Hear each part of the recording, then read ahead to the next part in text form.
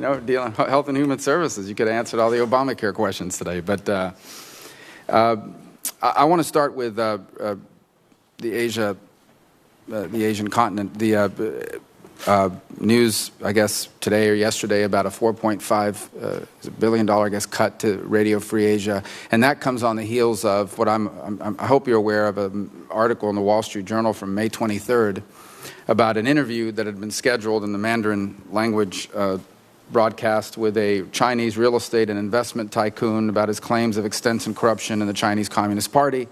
The Chinese government got very upset about this interview. They actually issued a red notice on Interpol to try to wrap him up and the like. And then there was a dispute within the Voice of America. This interview was cut short. The person who conducted the interview, Sasha Gong, who I believe was the head of the Mandarin radio broadcast, is on suspension, and now there's this fight going on internally.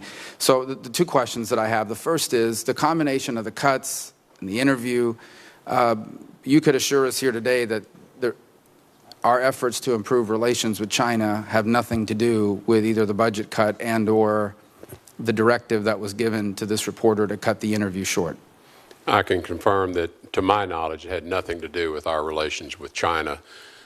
And would you be supportive of an IG investigation into this dispute that's occurring within that branch between the head of the Voice of America and this particular reporter?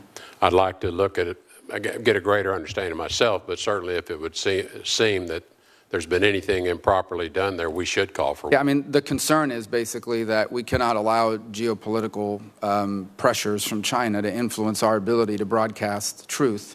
Particularly in that language and Mandarin. And so obviously that we want to understand whether that's what would happen or not. And Strongly agree. Strongly agree.